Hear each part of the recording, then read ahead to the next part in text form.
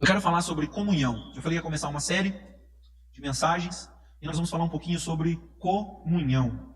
Tema da mensagem dessa noite: comunhão, íntimos de Deus.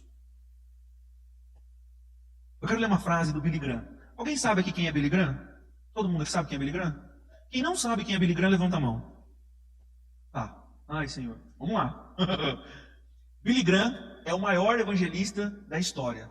Ele morreu faz uns 2 anos, aos 99 anos, lá nos Estados Unidos. Se eu não me engano, o maior evento que o Maracanã recebeu foi feito pelo Billy Graham. Entra na internet, coloca Maracanã, Billy Graham. O campo está lotado de gente, as arquibancadas estão lotadas de gente e tem uma multidão fora do estádio que não conseguiu entrar. Amém? O Billy Graham, as cruzadas dele alcançaram, evangelizaram cerca de 220 milhões de pessoas no mundo. Então ele é o maior evangelista da história. Dos 2000 anos aí de evangelho depois de Jesus, o Billy Graham é a pessoa que mais evangelizou. A organização dele alcançou milhares de pessoas. Ele morreu velhinho, os filhos dele ainda pregam o evangelho, são velhinhos. Os filhos dele aí têm 70, 80 anos. E eles são bem ativos. E o pai faleceu há 2 anos atrás, aos 99 anos. Eu tinha um sonho de conhecer 2 homens, um americano e um brasileiro. O brasileiro é o Ariano Suassuna. Pastor, eu não sei quem é Ariano Suassuna, vai pesquisar também. E o outro era o Billy Graham. Só que o Ariano Suassuna faleceu, se eu não me engano, em 2014. E o Billy Graham faleceu em 2019, se não me falha a memória. Então, vamos ver esses 2 homens aí na glória, se o Senhor permitir. Amém? Olha o que o Billy Graham disse. Dobre seus joelhos e ore, até que você e Deus se tornem amigos íntimos. Eu vou repetir. Dobre os seus joelhos e ore, até que você e Deus se tornem amigos íntimos. Amém? Abra sua Bíblia comigo em 1 João, capítulo 1. 1 João, capítulo 1. 1 João, capítulo 1, a partir do verso 1, verso 1. Diz assim: o que era desde o princípio, o que temos ouvido e que temos visto com os nossos próprios olhos, o que contemplamos e as nossas mãos apalparam, com respeito ao verbo da vida. E a vida se manifestou, e nós a temos visto, e delas damos testemunho. E vê-la anunciamos, a vida eterna, a qual estava com o Pai e nos foi manifestada. E temos visto e ouvido, e anunciamos também a vocês, ou a vós outros, para que vós igualmente mantenhais comunhão conosco. Ora, a nossa comunhão é com o Pai e com o seu Filho, Jesus Cristo. Estas coisas, pois, vos escrevemos, para que a nossa alegria seja completa. Ora, a mensagem que da parte deles temos ouvido e vos anunciamos é esta: que Deus é luz, e não há nele trevas nenhuma. Se dissermos que mantemos comunhão com ele e andamos nas trevas, mentimos e não praticamos a verdade. Se, porém, andarmos na luz, como ele está na luz, mantemos comunhão uns com os outros, e o sangue de Jesus, seu Filho, nos purifica de todo pecado. Amém? Baixe sua cabeça, feche seus olhos, vamos orar mais uma vez. Pai, fala conosco. Estamos diante da tua palavra. Ela tem poder de exortar, ela tem poder de abençoar, ela tem poder de transformar o nosso coração, a nossa mentalidade. Aquilo que eu não tenho capacidade de fazer, aquilo que eu sou limitado, que o teu Santo Espírito possa completar na vida de cada um que aqui está. Esse é o meu desejo, essa é a minha oração essa noite. Pai amado, que a palavra que está sendo pregada, anunciada, não seja arrebatada dos nossos corações. Nós oramos te suplicando essa bênção. Em nome de Jesus. Amém. Amém? Miguel está prestando atenção. Gente, a epístola de 1 João, escrita pelo apóstolo João, ela tem um propósito. Quando nós escrevemos uma carta, essa carta tem um propósito. Quando você escrevia um bilhetinho lá na escola, ela era endereçada a algum amigo, não era? Um bilhetinho de paquera, você escreve lá uns versinhos. Aqui vocês não eram da época do SMS. Nos SMS antigos tinha quantidade de caractere, né? Ali é o Rafael e a Ana. Tinha quantidade, a gente assinava um plano, você podia mandar mensagem até 50 caracteres, mensagem. Aí a gente mandava. E os espaços também contam como caractere, aí ficavam umas mensagens pequenininhas. Mas toda mensagem, ela tem um endereçado. A carta que o apóstolo João aqui está escrevendo é endereçada à igreja, porque a igreja estava passando por uma dificuldade, estava passando por um problema. A perseguição estava aumentando muito e eles não estavam conseguindo ter liberdade para cultuar, para fazer isso que nós estamos fazendo.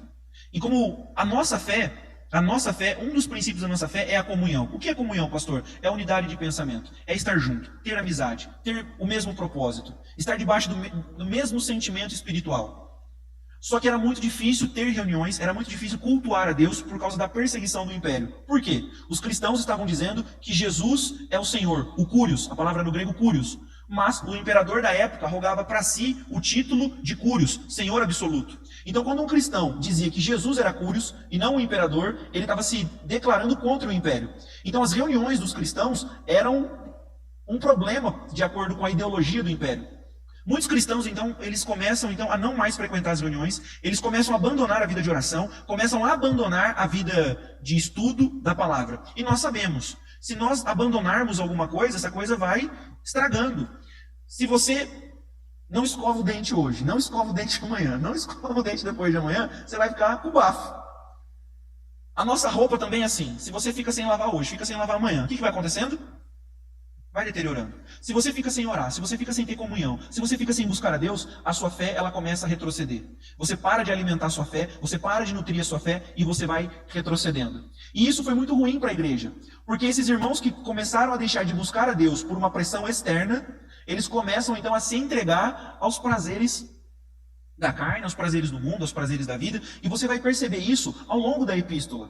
Quando você vai lendo, você vai perceber frases como: e essa é a fé que vence o mundo, é a vitória que vence o mundo, a nossa fé. Jovens, vocês são fortes, mantenham-se firmes. A todo momento você está vendo o apóstolo exortando: filhinhos, arrependam dos seus pecados. Se vocês estão dizendo que vocês não têm pecado, vocês estão mentindo. Aí ele continua dizendo aqui o que nós lemos. Se você diz que tem comunhão com Deus, mas está andando nas trevas, então você está mentindo. Você não está em aliança com a palavra. Então, a todo momento, ele está reforçando que é importante viver em santidade. É importante ter comunhão. É importante ter fé. Vocês precisam vencer o mundo. Vocês são fortes. Vocês são habilitados em Deus. Mas esse texto, na verdade, é um pouquinho mais complexo. Nós passamos por muitas informações e que a gente talvez não se liga. Hoje eu quero fazer um estudo com vocês. Eu preciso que vocês estejam 100% aqui conectados comigo. Vamos ler o primeiro verso de novo. 1 João, capítulo 1, verso 1. Nós vamos ler o primeiro verso. Somente o primeiro verso. Olha o que ele vai dizer. O que era desde o princípio, e o que temos ouvido, e o que temos visto, com os nossos próprios olhos, o que contemplamos, e as nossas mãos apalparam, com respeito ao verbo da vida.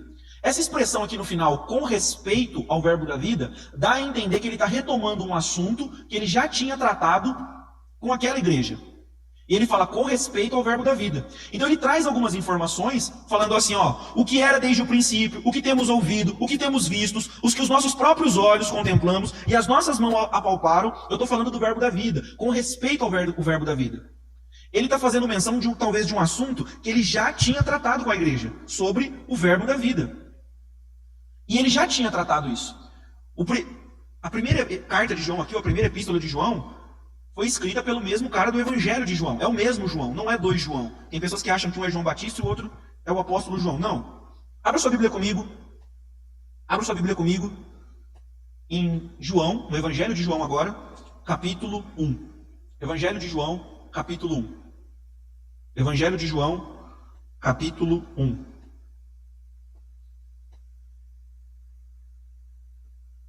Evangelho de João, capítulo 1. Quando ele fala com respeito ao verbo, ele está fazendo menção a esse texto. Ele está fazendo menção do ensino que ele trazia. João, ele é o único apóstolo que trata Jesus como o verbo. Então, quando ele fala lá em 1 João, com respeito ao verbo, ele está fazendo menção desse texto, dessa carta. Vamos ler. Diz assim: no princípio, diga comigo, princípio, era o verbo, e o verbo estava com Deus, e o verbo era Deus. Ele estava no princípio com Deus. Todas as coisas foram feitas por intermédio dele, e sem ele nada do que foi feito se fez. A vida estava nele, e a vida era a luz dos homens. A luz resplandece nas trevas, e as trevas não prevalecerão contra ela. A palavra verbo aqui no grego é logos, quer dizer palavra falada. ao som. A Bíblia está falando que Jesus, ele é o som na boca de Deus. E que todas as coisas foram feitas ao som da boca de Deus.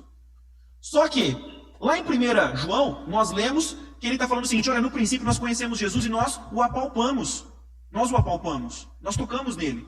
Tocamos no verbo. Só que agora aqui nós estamos vendo coisas abstratas. Olha que interessante. No princípio. O que é o princípio aqui? É um lugar, no tempo, no passado, onde os seres humanos não estavam. Eu e você estávamos no princípio? Não. Aliás, é uma das indagações que Deus faz a Jó. Fala: Jó, você está reclamando da sua vida? Aonde você estava no princípio quando eu criei o mundo? Só Deus estava lá. Então nós não estávamos no princípio. Depois ele vai falar assim: no princípio era o verbo é o som, o poder, aquilo que sai da boca de Deus. Também é algo abstrato, não dá para palpar, não dá para pegar. Aí ele fala assim: no princípio era o verbo, e o verbo estava com Deus, e o verbo era Deus. Ora, nós sabemos que Deus é espírito. Deus também não dá para apalpar. Todas as coisas foram feitas por intermédio dele, e sem ele nada do que foi feito se fez. A vida estava nele, e a vida era a luz dos homens. Outro atributo aqui, falando de luz. Luz também não se pega, luz também não se apalpa. A luz resplandece nas trevas, e as trevas não prevalecerão contra ela. O que João está falando aqui então para nós? No começo da epístola, lá dele, ele diz, vou repetir o texto de novo: o que era desde o princípio, igual no Evangelho de João, o que temos ouvido, o que temos visto, e com os nossos próprios olhos, o que contemplamos, e as nossas mãos apalparam. Eu estou falando com respeito do verbo. O verbo que é espírito, o verbo que é luz, o verbo que estava lá no princípio, onde nós não estávamos. O que ele está falando? Gente, eu sou testemunha de alguém que eu apalpei, de alguém que não poderia ser apalpado. Quando nós lemos no Evangelho de João, nós estamos vendo um Deus intocável, um Deus inatingível. Nós estamos vendo um Deus intangível, nós estamos vendo um Deus separado, nós estamos vendo um Deus santo. A palavra santo significa isso, separado, alguém que não pode ser tocado. Mas lá na primeira epístola, ele está falando: os nossos olhos viram, nós ouvimos e nós apalpamos. Você gosta que alguém que você não quer perto de você fique tocando em você, fique apalpando você? Você já viu aquelas pessoas que vêm falar bem pertinho de você assim, aí você fica meio sem graça e você vai se afastando? As meninas às vezes reclamam que tem uns meninos que ficam falando pôr na mão, né? Põe a mão no ombro, põe a mão no cotovelo, põe a mão no ombro, põe a mão no cotovelo. Você não gosta que alguém que você não tem muita afinidade fique pondo a mão em você. Deus, ele é espírito, não tem como tocar em espírito. Deus é luz, não tem como pegar a luz. Deus estava no princípio em um momento onde nós não estávamos. Deus, ele é inatingível, ele é inacessível, ele é santo, ele é separado. Mas de repente, o verbo se tornou tangível.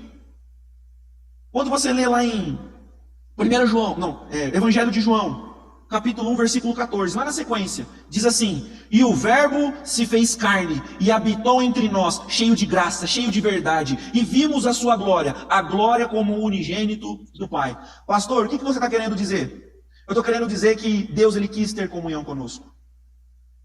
Ele quis ser apalpado, ele quis ser tocado. E ele não tinha motivo para isso, porque quando você não gosta de alguém, você não come com essa pessoa, você não senta com essa pessoa, você se desvia dessa pessoa. Deus, ele tinha todos os motivos para não vir em nossa direção. Mas o verbo se fez carne, ou seja, ele se tornou matéria, ele se tornou tangível, para que eu e você pudéssemos tocar, para que eu e você pudéssemos ver. Ele está indo na contramão de tudo. Deus, ele quer ter comunhão conosco.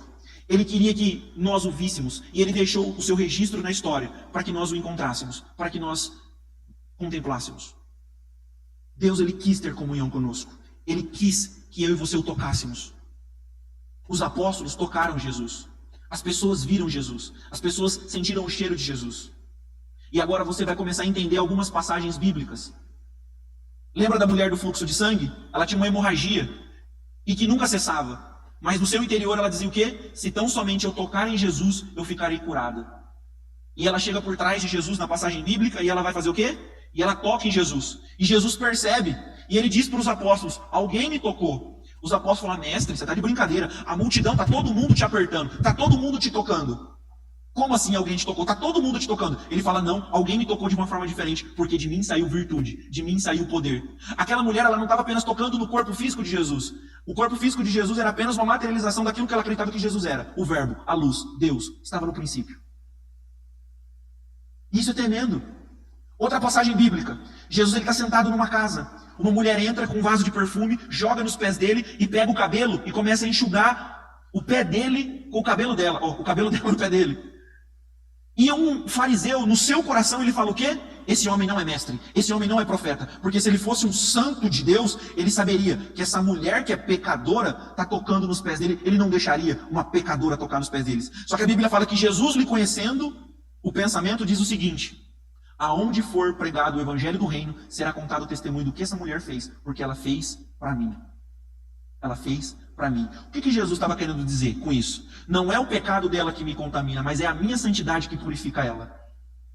Eu sou o verbo, eu sou a luz. Eu sou a luz que ilumina a treva dos homens. É eu que sou o Cordeiro de Deus que tira o pecado do mundo, que absorve o pecado do mundo. Eu me fiz carne, eu me fiz tangível para que vocês pudessem tocar em mim, para que vocês pudessem me ver, para que eu pudesse caminhar com vocês. Deus, ele é o maior interessado em ter comunhão conosco. Ele é o maior interessado em ter comunhão conosco. É por isso que eu li a frase do Billy Graham no começo. O Billy Graham, ele disse: ore e dobre os seus joelhos, até que você e Deus se tornem amigos íntimos. Sejam amigos íntimos. Pastor, mas por que você está falando disso? Comunhão não é comunhão com os irmãos, não é comunhão com as pessoas. Nós nunca teremos comunhão verdadeira entre nós se essa comunhão primeiro não passar por uma experiência de fé com Deus. Porque quando Jesus foi perguntado sobre o maior dos mandamentos, ele disse o quê? Amarás o Senhor teu Deus acima de todas as coisas. E depois você vai amar o teu próximo como a ti mesmo. Eu vejo um monte de artista e celebridade na mídia, no Instagram, no Facebook, falando, não liga para o que Jesus fala, essa é a verdade. Pega o que lhe convém. Eu amo o próximo como a ti mesmo que Jesus mandou. Não. Primeiro ele falou, ama o Senhor teu Deus de todo o teu coração, de toda a tua força, com todo o teu entendimento. Depois, você ama o teu próximo como a ti mesmo. Você tenta amar o próximo sem ter uma experiência com Deus, sem realmente ter comunhão com Deus, não é possível. Não é possível. O seu irmão, ele é apenas um canal que você manifesta sobre ele a experiência de fé que você tem com Cristo. Com Jesus. Com Jesus. É necessário, primeiro, amar a Deus de todo o nosso coração. Ser íntimo de Deus. Por que o Billy Graham, ele rodou o mundo pregando o Evangelho? A Bíblia fala que a boca fala do que o coração está cheio. Ele era amigo de Jesus. Ele estava num lugar espiritual onde ele era amigo de Jesus. Ele era um homem de oração. Ele se encheu de Jesus. E por onde ele passava, a única coisa que saía dos seus lábios era o quê? Jesus. Jesus. Nós precisamos entender que primeiras coisas se movem no mundo espiritual. Você lembra quando Jesus multiplicou pão? Vocês lembram dessa passagem? Por que Jesus multiplicou pão? Porque ele queria apenas dar comida para as pessoas? Olha o que estava acontecendo. Lê o texto. Ele pregou num vilarejo e foi para a cidade vizinha. E aquela cidade acompanhou, todo mundo da cidade praticamente acompanhou ele. Ele pregou um sermão na outra cidade e foi para outra e a população foi acompanhando ele. Aí teve uma hora que ele percebeu que tinha gente de cidade que ele tinha pregado há 2, 3 dias atrás. Ele chama os discípulos e fala assim, eu estou com compaixão dessa gente, porque há 3 dias eles estão comigo e eu estou percebendo, eu estou vendo que eles não estão comendo. Quando eu parar de pregar, eles vão voltar para a casa deles, eles vão desmaiar pelo caminho. Aí os discípulos falam, Senhor, nem se a gente tivesse 200 denários, a gente não vai conseguir comprar pão para todo mundo. Ele falou, o que vocês têm aí? O que vocês têm aí? Tem 5 pães, 2 peixinhos. Ele pega, multiplica, abençoa, dá graças. Os discípulos vão partindo o pão e vão dando. O que Jesus estava fazendo? Jesus estava alimentando o corpo físico daquelas pessoas em reflexo à fome espiritual delas. Elas tinham uma fome espiritual. Jesus falou assim, eu sou o pão, eu estou alimentando eles espiritualmente. Mas porque eles estão com fome espiritual, eu vou alimentar o corpo deles. Eu vou alimentar a vida deles. E ele faz isso 2 vezes. Tanto que na terceira vez o povo fica meio sem vergonha. O povo fala, e aí Jesus, você não vai dar pão para nós hoje? Ele fala, eu sou o pão do céu. Se vocês comerem de mim, se vocês comerem a minha carne, beber do meu sangue, vocês já estão alimentados. O que eles falam? Eca. E vai embora. E vão embora, abandonam Jesus. E abandonam Jesus. E aí Jesus ele chega para os discípulos e fala o quê? E aí? Vocês não vão embora também? Sabe por quê? Porque Jesus ele quer uma comunhão, mas ele não quer uma comunhão comprada. Ele não quer uma comunhão de barganha. Ele quer... Sabe aquele amigo que é amigo? Sabe aquele amigo que é amigo? Aí Pedro responde, Senhor, para onde nós vamos? Só o Senhor tem palavra de vida eterna. Se o Senhor dá pão, beleza. Se o Senhor não der pão, nós vamos ficar aqui. Porque só o Senhor tem palavras de vida eterna. O que ele está querendo dizer com isso? Só o Senhor é o cara. Só o Senhor é o cara. Deus está nos convidando para uma comunhão genuína, para não acontecer o que estava acontecendo na igreja ali de 1 João. Os cultos foram parando, Nossos cultos também pararam por motivos diferentes. O nosso foi por motivos sanitários, o deles foi por questões ideológicas, de perseguição religiosa. E muitos estavam se afastando e abandonando a fé, e achando que estava tudo bem. E não estava tudo bem. Nós só vamos conseguir viver uma comunhão verdadeira entre nós se primeiro tivermos uma comunhão verdadeira com Jesus. Às vezes eu estou conversando com pastores e líderes jovens mais jovens do que eu, e às vezes a gente senta para trocar experiência e conversar, e eu sempre falo, uma coisa que eu senti muito, e eu falo isso para a Cíntia, sempre que acaba culto, às vezes nós vamos embora, às vezes não come com o pessoal, às vezes tem que ir embora. Hoje o Miguel está aqui com a gente, mas tem dia que ele está com a minha sogra e a gente tem que pegar ele. Eu falo, sim, sabe o que eu sinto falta? Sair depois do culto para comer com o pessoal. Quantos cultos a gente fica aqui dentro 1h30 junto? Às vezes a gente fica lá na praça comendo lanche, fica 3 horas junto. A gente passa mais tempo comendo do que necessariamente pregando, orando. E com Jesus era assim também. Jesus passava mais tempo no barco com os discípulos, trocando ideia com os discípulos no meio do caminho, do que necessariamente pregando um sermão. Você sabia que se juntar todos os evangelhos, dá cerca apenas de 72 dias do ministério de Jesus? Juntar Marcos, Mateus, Lucas e João, eles estão reportando cerca de 72, vamos extrapolar, 80 dias de ministério. Só que Jesus fica com os discípulos 3 anos e meio. O que rolou nesses 3 anos e meio? Quanto diálogo, quanta conversa, quanta cura, quanta risada, quanto puxão de orelha. No final do Evangelho de João, você vai ler. O apóstolo João usa um recurso de português, chamado hipérbole. Ele fala o seguinte: se nós escrevêssemos tudo a respeito de Jesus, creio que nem todos os livros, que no mundo não caberiam todos os livros. Ele está usando uma hipérbole, não é literal, tá? A gente vai falar, nossa, uma hipérbole. Mas tinha muita coisa, comunhão. Tem muita coisa que nós estamos perdendo de Deus, porque nós nos contentamos apenas com isso aqui. A nossa fé não pode se resumir a isso aqui. Você tem que chegar na sua casa e dobrar o seu joelho e orar até que você e Jesus sejam amigos íntimos. Sabe por quê? Quanto mais você for íntimo de Jesus, mais você vai amar aquilo que Jesus ama. O que Jesus ama? Igreja. E quando eu digo igreja, estou falando banco, câmera, púlpito. Igrejas são pessoas, pessoas compradas, lavadas, redimidas pelo sangue de Jesus. Se eu pudesse voltar no passado, eu teria mais comunhão com as pessoas. Porque hoje, nesses momentos de pandemia, a gente não pode estar junto. Eu passei 4 anos na faculdade, que é uma bênção, mas por outro lado, me roubou muito tempo. A gente faz concessões, faz um projeto de um lado, abre mão do outro. Eu perdi muita comunhão. Quantas vezes os adolescentes na minha casa, quantas vezes aqui no refeitório, quantas vezes lá no acampamento. Quando a gente faz acampamento, vocês podem ver, eu estou socado aonde? Na cozinha. Estou socado na cozinha. Eu vou dizer um negócio para você. Teve um testemunho fantástico quando eu estava na cozinha do acampamento. Tinha uma caravana que foi rachada, não sei em que cidade, 20 pessoas desistiram, não iam vir mais. Era muita gente de uma família e não iam vir. Então nós descongelamos menos carne, nós vamos descongelando conforme a proporção que precisa. E ao mesmo tempo baixou muito irmão aqui da igreja que falou que não ia, os jovens, nosso amado, baixou lá. E eu notei aquele fluxo maior de pessoas, e aquela parte da caravana que falou que não vinha, um dia e meio depois que o acampamento começou, apareceu lá. E eu fiquei com medo. E não tinha o que fazer. Eu chamei a Silvia, a irmã Silvia e o irmão Xande. Se vocês estiverem ouvindo, um beijo. Chegamos lá no negócio lá, onde guarda comida lá. E eu contei para eles, eu falei, chegou uns 20 aí, tem mais uns 15 irmãos que falou lá da nossa igreja, falou que não ia vir, tem umas 35 pessoas a mais para comer. E aí eu já deu aquela batedeira, pastor, e agora? E agora que não dá tempo de temperar mais nada, não temos que congelar mais nada. E os irmãos da cozinha lá da igreja, eles ficam em oração por vocês. Ficam em intercessão. Abençoe esses catarrentos. Abençoa os jovens. Você chega lá, tá todo mundo orando. Aí eu lembrei que tinha um macarrão. Eu falei, Silvia, cadê aquele espaguete que a gente falou que não ia usar? A gente não ia usar porque só tinha 15 pacotinhos. 15 pacotinhos. Tinha uns 15 pacotinhos. Ela falou, mas eu acho que não dá muito. Eu falei, não, cozinha esses 15 pacotes. Eu vou lá na cidade, eu vou comprar 4 kg de bacon. A gente pica e faz um macarrão com bacon, vai dar um tchan. Ela falou, mas será que vai dar? Eu falei, não tem o que fazer, irmã. Aí juntou eu, ela e o Xande e começamos a orar naqueles mantimentos. Orar naqueles mantimentos. E chorando. Senhor, não deixa faltar para os jovens, multiplica, abençoa. Esse povo brotou aqui do nada. E aí fui pro mercado, o culto rolando. Fui lá no mercado, comprei uma manta de bacon. Fizemos a comida. E só sabia isso eu, o Xande e a Silvia. E não falamos para ninguém. E todo mundo comendo. E eu e o Xande e a Silvia orando. Aí o pessoal, pode repetir? Pode repetir. E nós orando. Aí a Silvia falava assim, vai lá, pastor, come que vai acabar. Eu falava, não vou comer não, deixa eles comer. Se faltar, eu pego o carro, vou na cidade, eu como salgado, eu pego aqui na cantina. Não tinha salgado ainda de manhã. Enfim. E aí foi acabando a comida, e o povo comendo, parecia que estava todo mundo amarrado. Parecia que tinha tomado biotônico Fontoura. Aí eu falava pro Xande, come, Xande. Não vou esperar, pastor. Come, Silvia. Não vou comer, come você, deixa os jovens comer.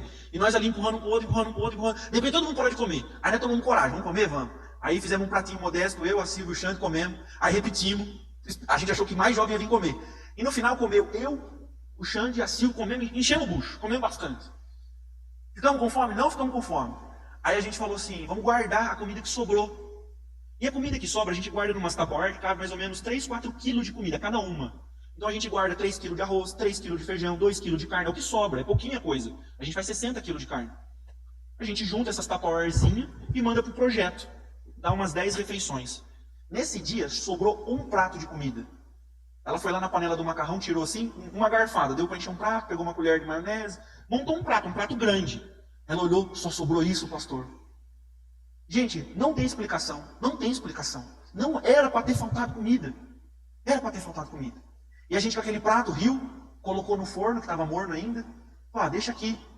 Chega o pastor Marcos, atrasado, 1h30 da tarde mais ou menos. E ele perguntou, sobrou alguma coisinha para comer? A gente foi, deu um prato para ele, ele sentou, comeu aquele prato de comida, deu na risca. Gente, Deus opera na comunhão. Isso é comunhão. A gente estava pensando, será que vai ter para os jovens? Eles estão aqui para receber de Deus. É que vocês não sabem como que o pessoal na cozinha dorme. Eles dormem na despensa, lembra o nome? Despensa. Eles dormem na despensa. Eu durmo lá no muquifo, lá atrás do palco, cheio de pó. Por quê? Comunhão. Quando você ama Jesus, quando você ama Deus, você pensa assim, eu tenho que fazer algo por essas pessoas que estão próximas de mim. Na continuação, no segundo capítulo da Epístola de João, João fala, é impossível você dizer que ama a Deus se você odeia o seu irmão. Se você tem bloqueio com o seu irmão. Hoje no nosso Brasil, no nosso país, no mundo, né? Tem essa cultura do funk, do trap. O que eles falam? Não, Deus protege a gente que os inimigos que se arrebentem. Porque os que é verdadeiro estão junto conosco, Deus vai blindar nós e o resto que se exploda. E não é assim. A comunhão com Deus, o amor a Deus, nos leva a expressar uma fé genuína. Eu vou ler o texto novamente, que eu li no começo, que eu só li o primeiro verso, para poder explicar. Nós vamos ler agora devagarzinho, eu vou encerrar. E você vai ver que vai ter um novo sentido. Espero que tenha maior profundidade para você. Vamos lendo devagarzinho, e a gente termina. 1 João, capítulo 1, verso 1. Olha o que diz. Estou encerrando. O que era desde o princípio, o que temos ouvido. Nós andamos com Jesus lado a lado, cotovelo com cotovelo. O que temos visto, com os nossos próprios olhos. Ninguém disse para nós. Os nossos olhos viram. O que contemplamos. E as nossas mãos apalparam. Eu apertei a mão de Jesus, eu coloquei a mão no seu ombro. Eu toquei no seu cabelo. Ele andou de barco comigo, ele sentou na mesa comigo. Com respeito ao verbo da vida, aquele que era inacessível, aquele que era intocável, santo, separado. Ele permitiu que nós víssemos a beleza da sua santidade. E a vida se manifestou, ele é a vida. E nós a temos visto, e dela damos testemunho. Nós estamos falando que é verdade, porque nós vimos. E nós temos anunciado a vida eterna, a qual estava com o Pai lá no princípio, e nos foi manifestada. O 3. O que temos visto e ouvido, anunciamos também a vocês. Não parem de ter comunhão, não parem de orar, não parem de se consagrar, não parem de buscar, não amem o mundo, nem as coisas que há no mundo. É o que ele vai dizer nos próximos capítulos, esses complementos que eu estou colocando.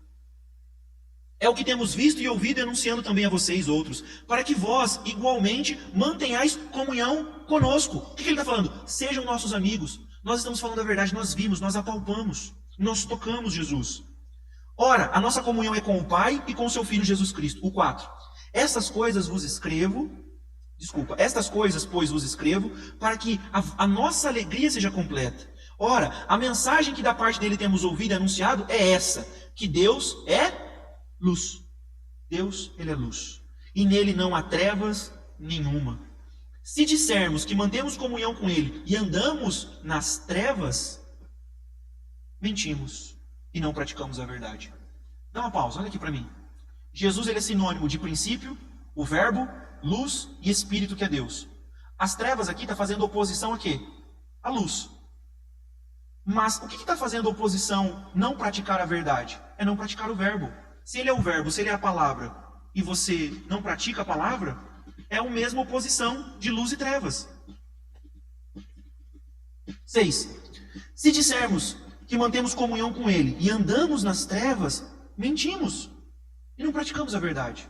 Não tem como uma pessoa falar, eu sou de Jesus, e não ama o corpo de Jesus, e não se limpa, e não busca, e não reverencia. É uma ilusão. É uma ilusão. O 7, e eu amo esse texto, é um dos meus versículos preferidos.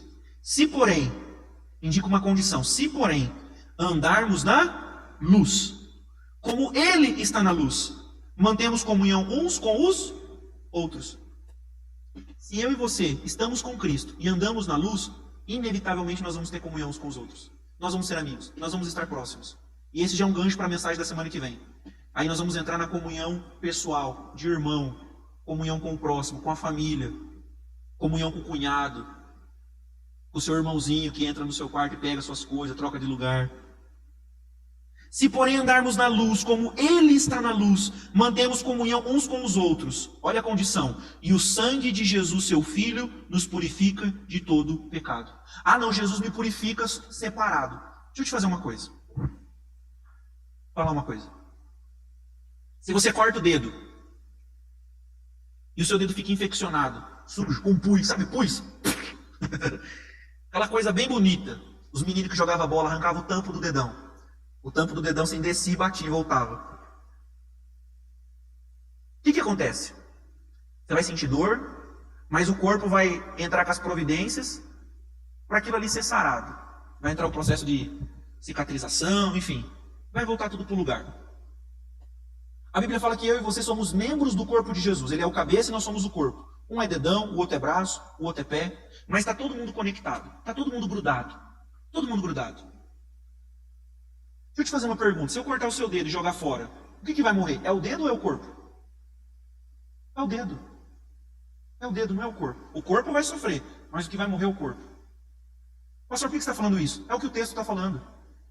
Se, porém, é condição, andarmos na luz, como ele está na luz, e mantivermos comunhão uns com os outros, ou seja, se nós formos aliançados, conectados enquanto corpo, o sangue dele nos purifica, nos limpa, nos sara, nos cura. Eu e você precisamos aprender a andar junto. Esse negócio, eu sou crente na minha casa, eu leio a Bíblia na minha casa, é importante. É importante. Mas você não querer estar em comunhão indica uma debilidade da sua fé. Como que nós vamos cumprir a missão de forma integral, separados? Jesus ele disse, ide por todo mundo e pregai o evangelho. Encontrei um menino lindo, maravilhoso, que está desigrejado. E ele gosta de evangelizar. Eu falei, que legal, você está evangelizando. E depois que você termina de evangelizar, quem batiza essa pessoa? Quem discipula essa pessoa? Quem pastoreia essa pessoa? Essa pessoa vai tomar ceia aonde? Essa pessoa vai, quando ela precisar de uma oração, quando ela for exercer os princípios bíblicos, comunhão. Quem que vai fazer? Você está encaminhando essa pessoa para onde? Aí ele ficou pensando. Eu falei, se essa pessoa pedir, você batiza ela? Ele, não, como que é? Ela vai lá na sua casa tomar ceia?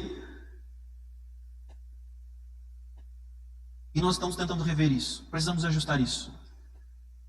Nós precisamos urgentemente fortalecer a nossa comunhão com Deus, para que, consequentemente, a nossa comunhão uns com os outros seja uma bênção.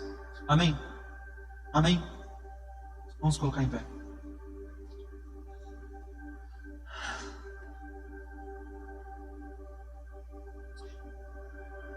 Eu estava fazendo uma limpeza no meu computador esses dias.